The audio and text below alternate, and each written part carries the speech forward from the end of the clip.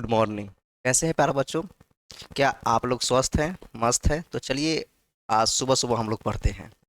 सुबह सुबह हम लोग को देखने बुआ यूरोप में राष्ट्रवाद का दूसरा नंबर टॉपिक नेपोलियन युग। हम लोग पहला नंबर टॉपिक पढ़ चुके हैं। कौन पहला नंबर टॉपिक है? तो यूरोप में राष्ट्रवाद का पहला टॉपिक है 1789 फ्रांसीसी क्रांति का।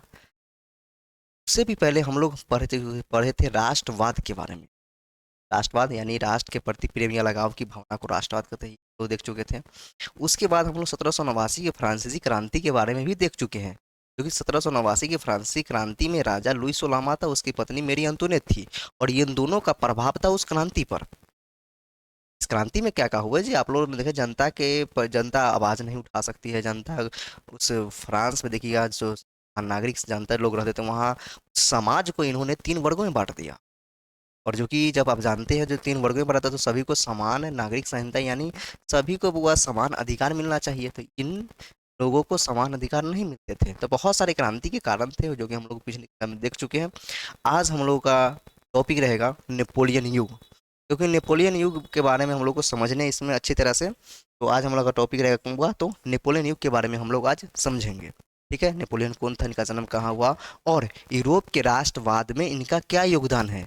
राष्ट्रवाद की भावना को ये फैलाने का कार्य किए फ्रांस में। तो उस फ्रांस में ये राष्ट्रवाद की भावना को फैलाए, तो इनका क्या क्या योगदान है उसके बारे में हम लोग चर्चा करेंगे। इन्होंने कौन कौन से युद्ध लड़े, जैसे आप लोग देखिए वाटरलू का युद्ध लड़ा, तो बहुत सारे युद्ध लड़े। कौन कौन से युद्ध लड़े उसके बारे में हम लोग चर्चा करेंगे। ठीक है, तो चलिए स्टार्ट करते हैं, आगे हम लोग देखते हैं इसके बारे में। ठीक है, तो ये आशा करते हैं कि आप लोगों ने पहला वीडियो देखा होगा, है ना? तो ये भी आप देखिएगा, देखिए ध्यान से देखिए। उस हम लोग का वो पहला क्या है, ये नेपोलियन। नेपोलियन का पूरा नाम देखिए तो नेपोलियन बोनापार्ट था। नेपोलियन का पूरा नाम नेपोलियन बोनापार्ट था। इनके जन्म के बारे में देखते हैं। बहुत नेपोलियन का जन्म 15 अगस्त 1769 को हुआ। कब? 15 अगस्त 1769 को नेपोलियन का जन्म हुआ। कहाँ हुआ? तो आपको याद रखने हैं, अजासियों में। शहर, एक देश, शहर है, शहर जो कि फ्रांस देश का है। अजासियों में इनका क्या हुआ, तो जन्म हुआ उस शहर में। और उसी शहर में कोर्सिका हुआ द्वीप था, एक सुंदर द्वीप है, यानी एक सुंदर टापू है, यानी आइलैंड है, वहाँ इनका जन्म हुआ। ठीक है, उसके बाद याद रखना है इनके बचपन का नाम। किनका? तो नेपोलियन के बचपन का नाम। नेपोलियन का बचपन का नाम क्या था? हुआ तो नेपोलियन दी बोनापार्ट। क्या बोले? नेपोलियन दी बोनापार्ट इनका बचपन का नाम था। किनका? तो यही नेपोलियन के बचपन का नाम। जन्म कहाँ हुआ? तो अजासियों में हुआ, यानी कोर्सिका द्वीप पर हुआ, ये आपको याद रखना है। और जन्म कब हुआ था? 15 अगस्त 1769 को हुआ। ये चीज़ आपको याद रखना है नेपोलियन के बारे में। ठीक है, उसके बाद क्या कहता है, जो फ्रांस की क्रांति, यानी जो कि फ्रांस की क्रांति यानी प्रथम क्रांति हुआ था 1789 की प्रथम क्रांति में हुआ। ये क्या थे? तो देखिए, फ्रांस की क्रांति के समय यह सेनापति के रूप में ये क्या थे, कार्यरत था। कौन? तो नेपोलियन। अब तो हुआ फ्रांस की क्रांति, यानी 1789 की जो क्रांति हुआ था, उससे नेपोलियन नेपोलियन क्या थे? वो तो सेनापति थे, सेनापति के रूप में ये कार्यरत थे। ठीक है, दूसरा क्या कहता है, नेपोलियन बोनापार्ट, जो कि नेपोलियन बोनापार्ट को विश्व के सबसे महान सेनापति में गिना जाता था। क्या बोले? तो नेपोलियन बोनापार्ट को विश्व के सबसे महान सेनापति थे, यानी ये पूरे वर्ल्ड यानी विश्व के सबसे महान सेनापति कौन थे बुआ? तो नेपोलियन बोनापार्ट थे, है ना? तो को दर्शाता है, यानी ये क्या थे बुआ? तो सबसे महान सेनापति थे। ये क्या की पॉइंट आपको याद रखने बुआ? जो 1789 की बात करेगा, 1789 में यह क्या थे, तो राजनीतिक में प्रवेश किए थे। यानी 1789 की में क्रांति में यह क्या थे बुआ? तो सेनापति थे। ये चीज़ आपको याद रखना है। अगर आपसे पूछा जाए जो नेपोलियन राजनीतिक में कब प्रवेश किया, तो आपको याद रखने हैं 1789, जो कि फ्रांस का पहला क्रांति था। ये चीज़ आपको याद रखने। आशा करते ये चीज़ आपको अच्छे समझ में आया होगा। आगे देखिए, आगे क्या कहता है, फ्रांस का सम्राट और नई संहिता। फ्रांस का अगला सम्राट कौन बना? यानी आप देखिएगा 1789 में क्रांति हुआ था, तो हुआ उस समय तो क्रांति में देखे जो को फांसी दे दिया गया था लुई सोलहमा को। तो उसके बाद नया सम्राट बनेगा, है ना? बहुत सारे सम्राट बने, उसके बाद ये नेपोलियन भी सम्राट बना।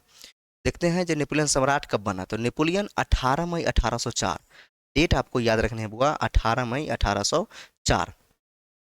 18 मई 1804 को नेपोलियन बोनापार्ट फ्रांस का सम्राट बना, यानी फ्रांस का ये क्या बने तो बुआ?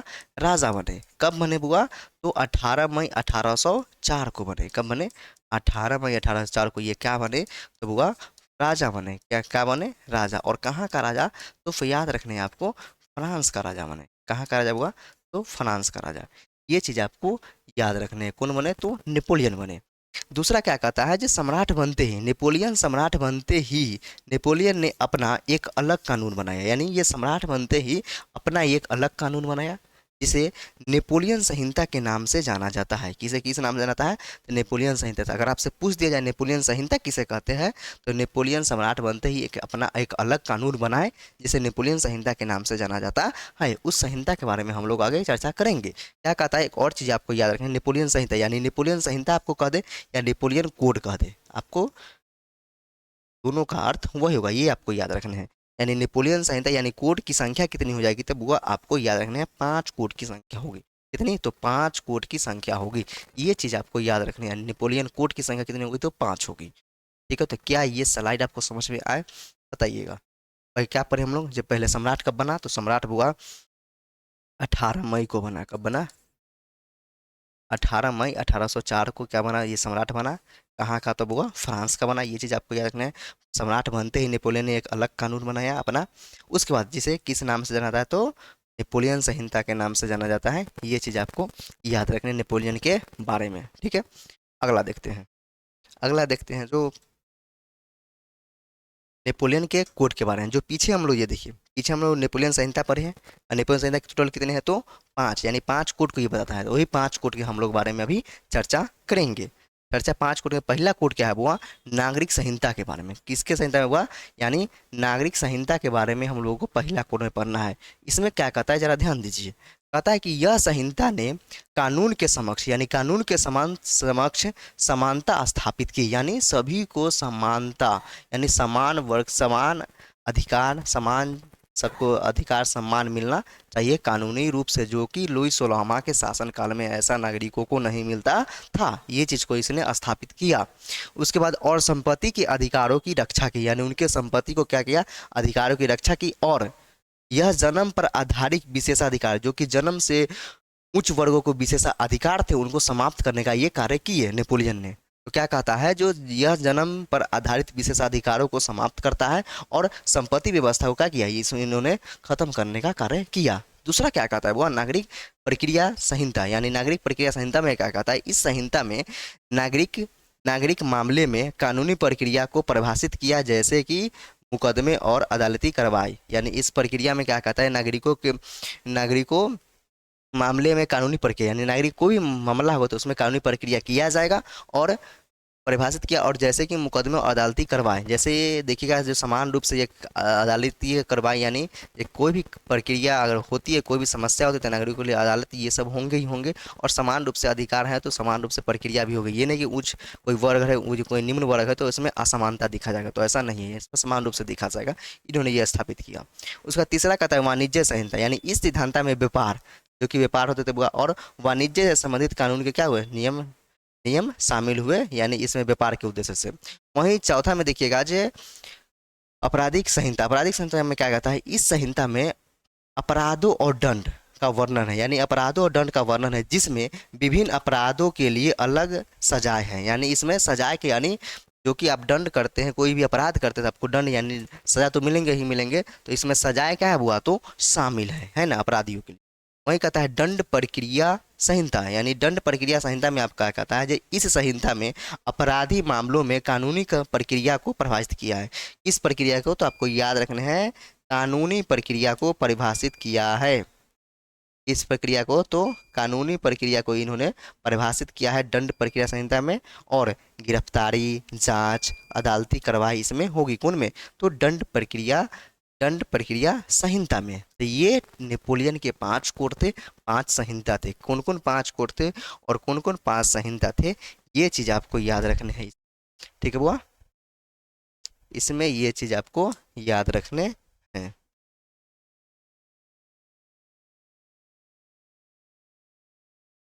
यही 5 कोड के अभी हम लोग पहला क्या देखें, नागरिक संहिता। क्या देखे बुआ, नागरिक संहिता। नागरिक संहिता में क्या कहता है, यह संहिता कानूनी के समानता स्थापित करता है, बिल्कुल करता है। वही नागरिक प्रक्रिया संहिता में क्या देखे जी, इसमें नागरिक के मामलों में कानूनी प्रक्रिया को क्या करता है ये तो परिभाषित करता है। तीसरा में क्या देखें, वाणिज्य संहिता में क्या करता है, इस संहिता व्यापार हम वाणिज्य से संबंधित कानूनी और नियम क्या है हुआ तो शामिल है। चौथा में हम लोग देखें क्या देखें तो आपराधिक संहिता में यानी इस संहिता में अपराधियों और दंड का क्या हुआ वर्णन किया गया है।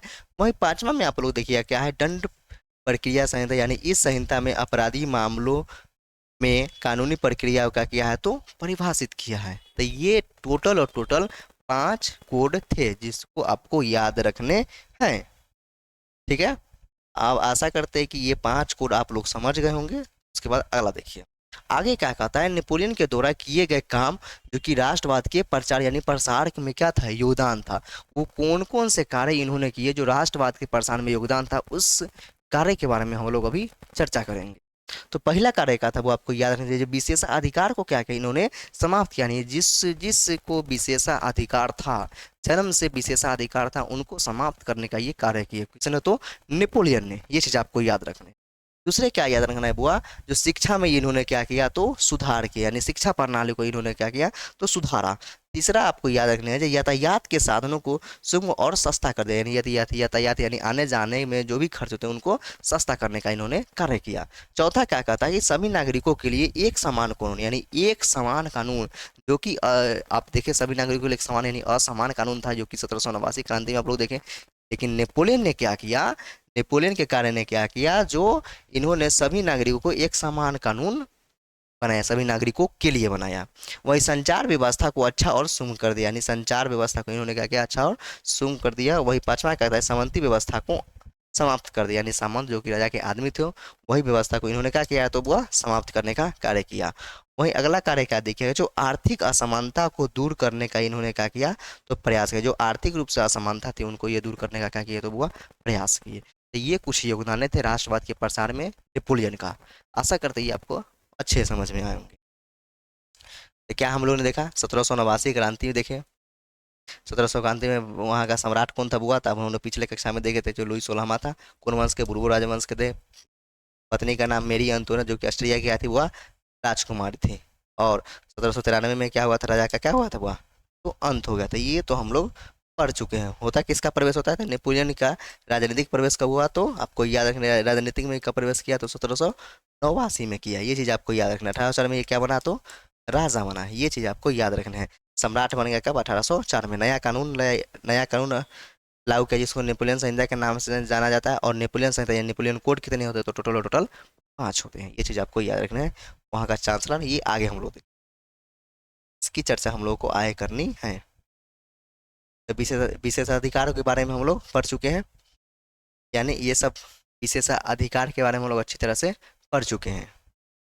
अब हम समझते हैं एक तरफ युद्ध के बारे में, एक युद्ध के बारे में नेपोलियन के द्वारा लड़ा गया था, उस युद्ध की चर्चा कर लेते जिसे वाटरलू का युद्ध नाम दिया गया। इस युद्ध हुआ तो वाटरलू, वाटरलू का वाटरलू का युद्ध दो तरफ से हुआ था। एक हुआ फ्रांस की तरफ से और दूसरा मित्र राष्ट्र की तरफ से। मित्र राष्ट्र की तरफ से कौन कौन थे हुआ तो रूस, ब्रिटेन, पर्सा, ऑस्ट्रिया, हंगरी की सेना थी। ये आपको याद रखना है। एक तरफ कौन था फ्रांस और दूसरी तरफ मित्र राष्ट्र। फ्रांस की तरफ से कौन था हुआ तो नेपोलियन था। कौन था हुआ नेपोलियन। इसमें क्या कहता है जो वाटरलू का युद्ध 18 जून 1815 में लड़ा गया। कब हुआ 18 जून 1815 में वाटरलू का युद्ध लड़ा गया। उसके बाद नेपोलियन का ये क्या था हुआ तो अंतिम युद्ध था। नेपोलियन का आपसे पूछ दिया जाए नेपोलियन का अंतिम युद्ध कब हुआ था तो हुआ 18 जून 1815 को हुआ था, जो कि वाटरलू का युद्ध था। नेपोलियन की इसमें हार हुई और हारने के बाद नेपोलियन ने क्या किया तो आत्मसमर्पण कर दिया। नेपोलियन की इस युद्ध में हार हो गया, वाटरलू के युद्ध में जो कि 1815 में हुआ था। और नेपोलियन ने हारने के बाद आत्मसमर्पण कर दिया।